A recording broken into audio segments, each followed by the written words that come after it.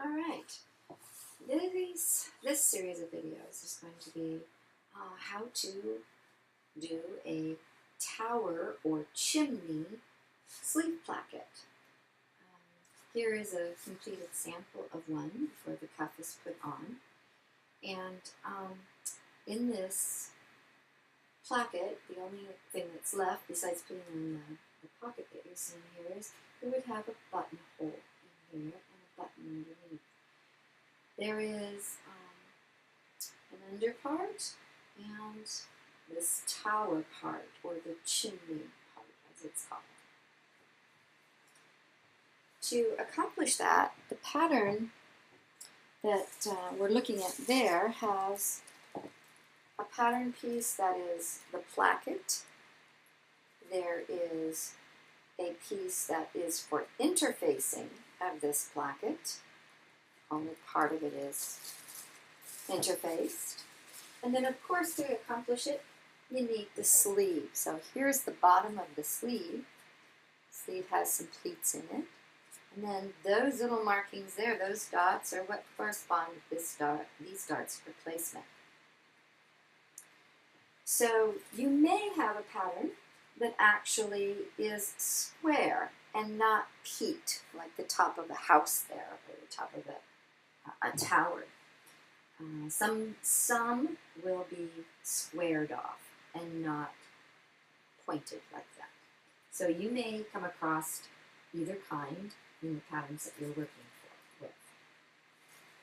Okay, I do want to tell you a little bit about what I've done to prepare like this pattern so I can mark with it. I took a small piece of tape, you can see it glaring there, and I just put tape there and tape over those dots. You can do the same on your sleeve, which just let me show you what I'm talking about. Demonstrating that. Just a little piece of tape right over those markings. And another little piece over those.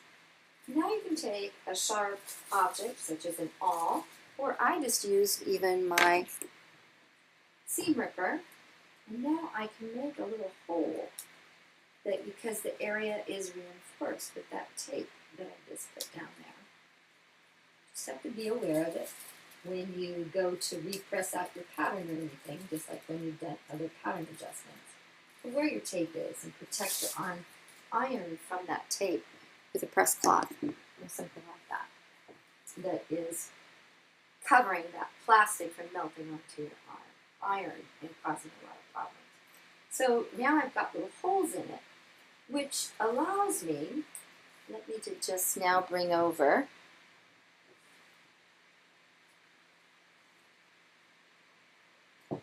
the pieces cut out.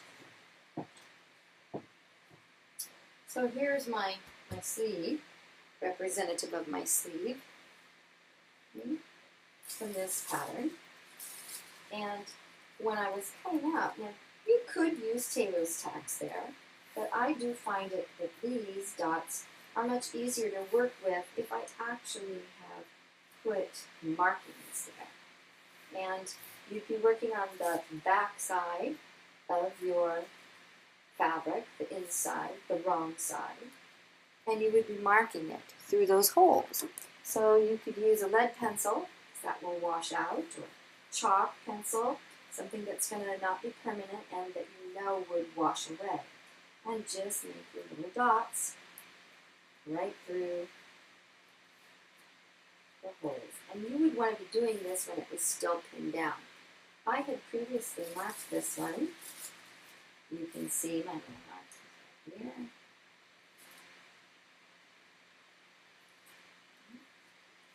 Like that. I also, when I cut this out, I used our little snip technique down at the bottom on all of these pleat fold lines. Just snipped, and snipped, and snipped, and snipped, and then over here at this notch, you can snip as well. That's for putting on the cuff later.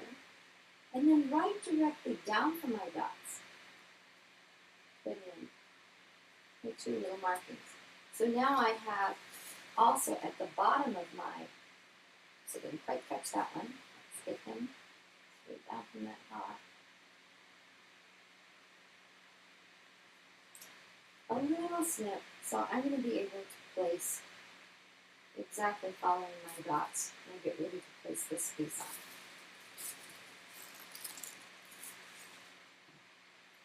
On this one,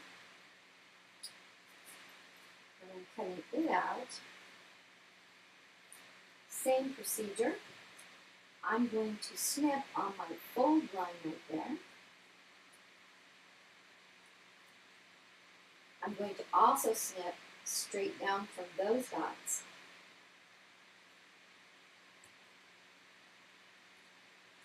Like this. And then on this one, I'm going to use a white marking pencil so that you can see it on the green.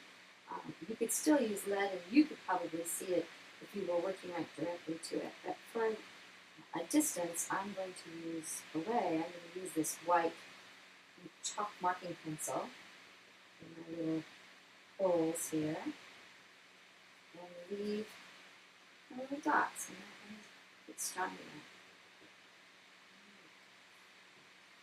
And I've cut my interfacing, and the interfacing you'll see on the little guide for construction, which looks like this at the beginning. To go along with this, you place that interfacing so there is a little bit of the placket still showing over on the side. So this tower is going to be like that. So that my interfacing is leaving some of this fabric right in there off, and it's matching up on this part, and it's short, that little bit right there. And it's supposed to be that way. So now I'm going to apply that real quickly.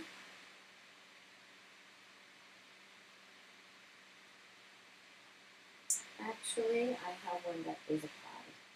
Let me get that so that I can keep that one in the sequence here. Move this one away. And here's one that's all marked with my little clips and everything. And the first thing that we're going to do, dot is kind of wiping away. I'm going to get that a little stronger so you're seeing what I'm seeing.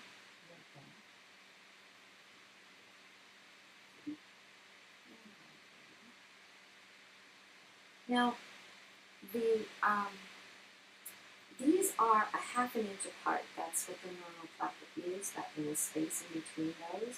And I'm lining up my little slits below with slits down here on this edge.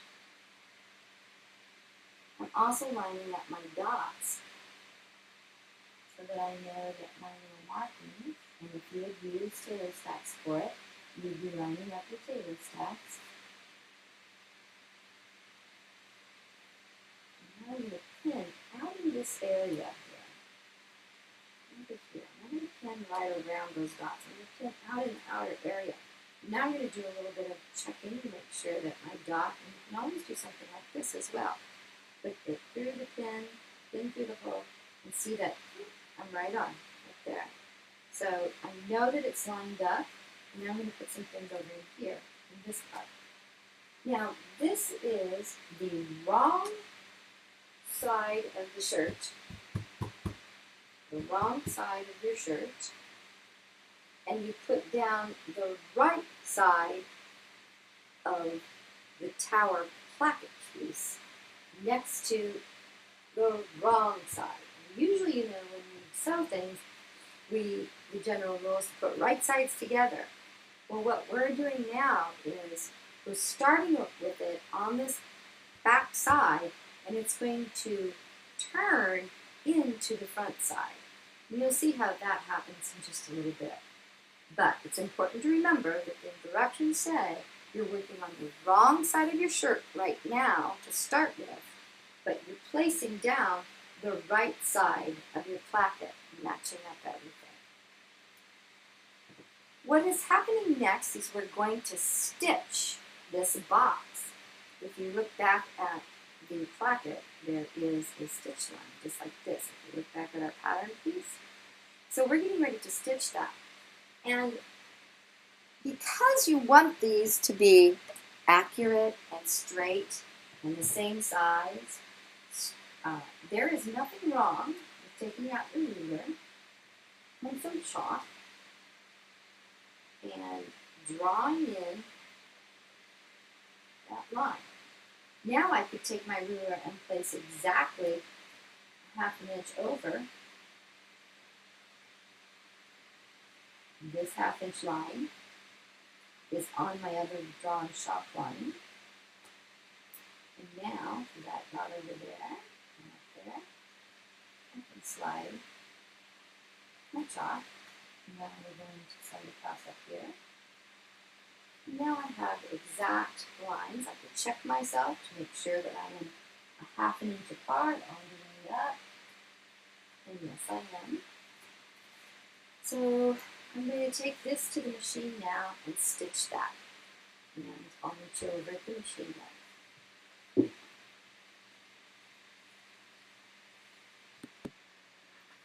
Okay, I'm over at the machine now. And I've got my drawn where we're going to stitch our stitch lines. Got it placed under the machine. Now I'm using some contrast thread, just like I'm using contrast Placket in my sample here for you. You would use matching thread because it will blend right in then with what's happening. Now I'm stitching on a normal length stitch, whatever your stitch is, length for a straight stitch. And again, I'm going to take just a couple forward, holding my threads, go back, and now I'm just going to stitch right on that line.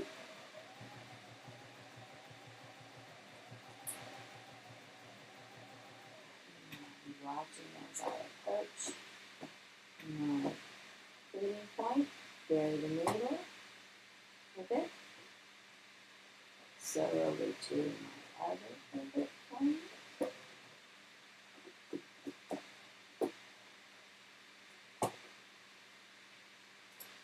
Turn, with the buried needle pivot, and stitch on down on the line. Back stitch, just a couple, and on off. Stick my threads.